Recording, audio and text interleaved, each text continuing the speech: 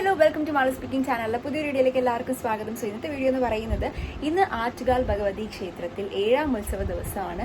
ഇന്ന് ഭയങ്കര സ്പെഷ്യൽ ആയിട്ടുള്ളൊരു ദിവസമാണ്. കമ്പാരിറ്റീവ്ലി ഇന്നായിരിക്കും അമ്പലത്തിൽ ഏറ്റവും കൂടുതൽ വിളക്കിട്ട് വരാനായിട്ട് പോകുന്നത്. അപ്പോൾ ഇന്ന് ഞാൻ രാവിലെ അമ്പലത്തിൽ പോയില്ല, ആറ്റുകാൽ പോയില്ല. ഇന്ന് എൻ്റെ ചെറിയ ബേബിക്ക് കൊഞ്ചറുള്ള ക്ഷേത്രത്തിൽ തുലാഭാരമൊക്കെ ഉണ്ടായിരുന്നു.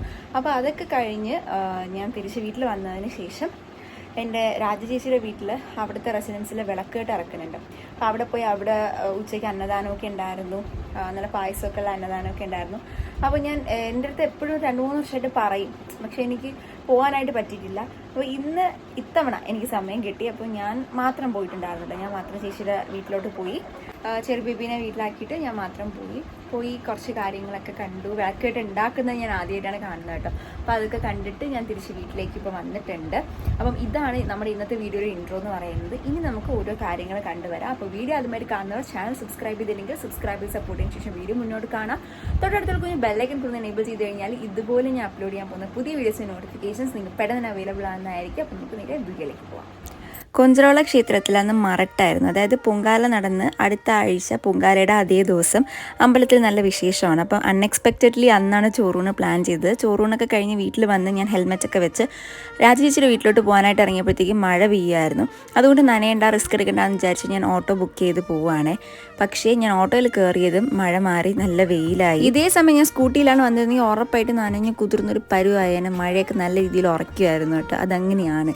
പിന്നെ അവിടെ എത്തിയപ്പോൾ രാജചേച്ചിയും ചേട്ടനും ആദ്യമൊക്കെ ഉണ്ടായിരുന്നു. ചേച്ചിയുടെ മൂത്ത മോനിപ്പം കുത്തിയോട്ടത്തിന് നിൽക്കുകയാണ്. അന്നദാനം നടക്കുകയായിരുന്നു. അന്നദാനം തിരക്കൊക്കെ കഴിഞ്ഞു. ലാസ്റ്റ് സ്റ്റെപ്പാണ് ഇപ്പം നടന്നുകൊണ്ടിരിക്കുന്നത്. പിന്നെ വിളക്കേട്ട് അവിടെ ഉണ്ടാക്കിക്കൊണ്ടിരിക്കുകയായിരുന്നു കേട്ടോ. എനിക്കത് ആദ്യമായിട്ടാണ് ലൈഫിൽ കാണാനുള്ള ഒരു അവസരം കിട്ടിയത്. വിളക്കേട്ട് ഉണ്ടാക്കുന്നത് ഭയങ്കര ടൈം ടേക്കിംഗ് പ്രോസസ്സാണ് കേട്ടോ. ഞങ്ങൾ വിചാരിക്കുന്ന പോലെയല്ല.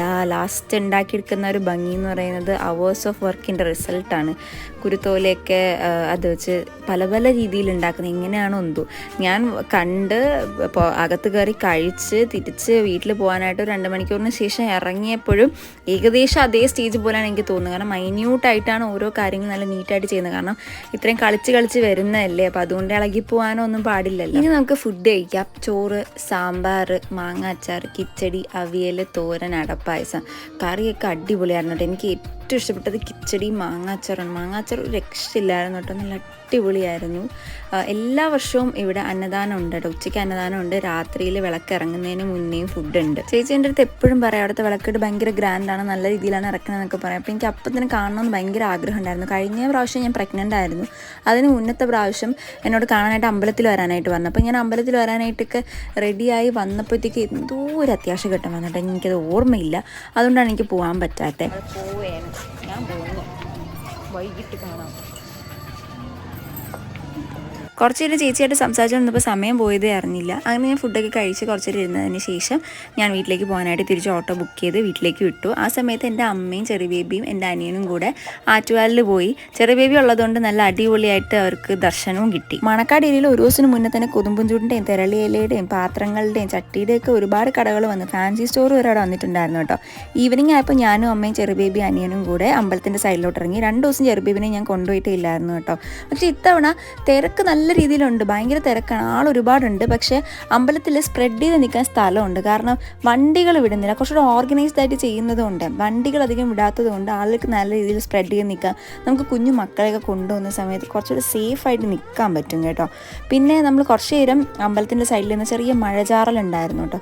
അപ്പം അമ്പലത്തിൻ്റെ സൈഡിൽ കുറച്ച് നേരം നിന്നപ്പോഴത്തേക്കും പിന്നെ മഴയൊക്കെ മാറി ഞങ്ങൾ നേരെ ഗ്രൗണ്ടിലേക്ക് ഇറങ്ങി. അപ്പോൾ എൻ്റെ മാമനും ആൻറ്റി അപ്പൂപ്പനും അമ്മക്കുട്ടിയും കൂടെ അവിടെ നിൽപ്പുണ്ടായിരുന്നു കേട്ടോ. ഞങ്ങളവിടെ നിന്ന് ബോബാറ്റിയൊക്കെ കുടിച്ചിട്ടുണ്ടായിരുന്നു. അങ്ങനെ ഞങ്ങൾ പോകുന്ന വഴിക്ക് മെയിൻ സ്റ്റേജിൽ പാട്ട് നടക്കുകയായിരുന്നു. അപ്പോൾ അതിൻ്റെ വീഡിയോ ഒക്കെ കുറച്ച് കാണാം.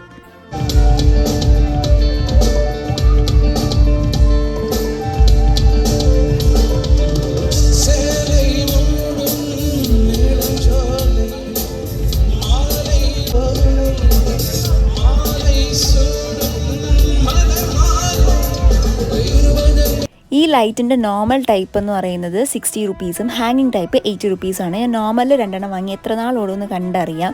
പിന്നെ എൻ്റെ ആൻറ്റി മാമനും അമ്മൂനെയും കണ്ടു. പിന്നെ ആൻറ്റി കൂടെ ഉണ്ടെങ്കിൽ ചെറിയ ബേബി എപ്പോഴും മമ്മീൻ്റെ കൂടെയാണ് കേട്ടോ. അവൻ്റെ മമ്മി എന്നാണ് ഞാൻ ആൻറ്റിയെ വിളിപ്പിക്കാനായിട്ട് ഉദ്ദേശിക്കുന്നത്. അമ്മുക്കുട്ടി എപ്പോൾ ക്യാമറ കണ്ടാലും അവളെ ഫേസ് ഹൈഡ് ചെയ്യും കേട്ടോ. പിന്നെ ഞങ്ങൾ ബോബാറ്റി കുടിക്കാമെന്ന് വിചാരിച്ചു. അവിടെ ഫ്രൈഡ് റൈസ് നൂഡിൽസൊക്കെ ഉള്ളൊരു ഷോപ്പ് ഉണ്ട് കേട്ടോ. അവിടെ തന്നെ ബോബാറ്റി ഉണ്ട്. പിന്നെ നമ്മൾ ബോബാറ്റി മാത്രം സെപ്പറേറ്റ് കൊടുക്കുന്ന ഒരു സ്റ്റാളുണ്ട്. അവിടെ നിന്നാണ് വാങ്ങിയത്. എനിക്ക് സ്ട്രോബെറി ഫ്ലേവേർഡ് ആണ്.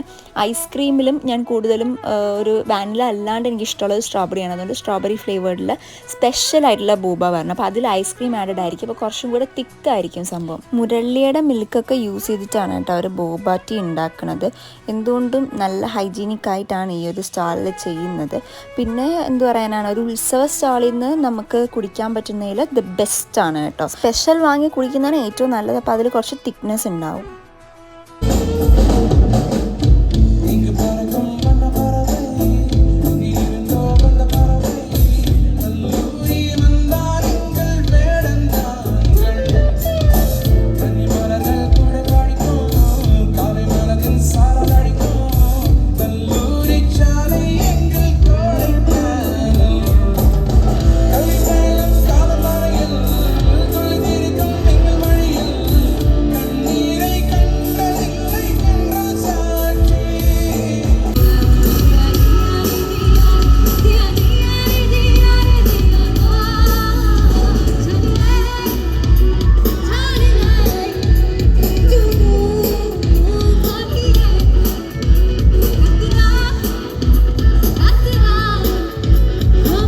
ആൻറ്റിയോടും മാമനോടും ബൈ പറഞ്ഞിട്ട് ഞങ്ങൾ നേരെ വീട്ടിലേക്ക് തിരിക്കാനായിട്ട് വിട്ടു.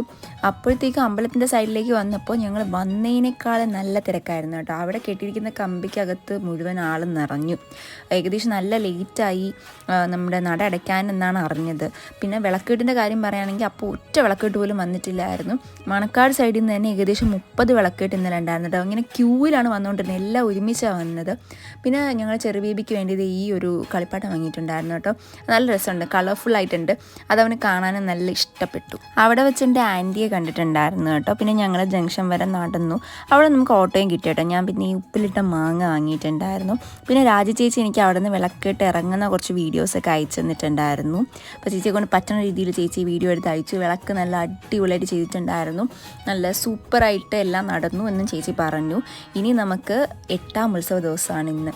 അപ്പം ഇന്നത്തെ വിശേഷം എന്ന് പറഞ്ഞത് കുറച്ചും കൂടെ അമ്പലം കവർ ചെയ്യുന്നതായിരിക്കില്ല, കുറച്ച് ഏരിയാസ് കവർ ചെയ്യുന്നതായിരിക്കും, കടകളും കാര്യങ്ങളൊക്കെ ആയിട്ട്. അപ്പോൾ ഇന്ന് രാവിലെ തൊട്ട് മഴയ്ക്ക് കറുത്ത് നിൽക്കുകയാണ്. പക്ഷെ ഉറപ്പായിട്ട് നല്ല രീതിയിൽ ഉറക്കത്തില്ല. ഇതങ്ങനെയാണ്, എല്ലാ ദിവസവും പൊങ്കാലയുടെ തലേ ദിവസം ഇങ്ങനെ മഴയ്ക്ക് കറുത്ത് നിൽക്കും.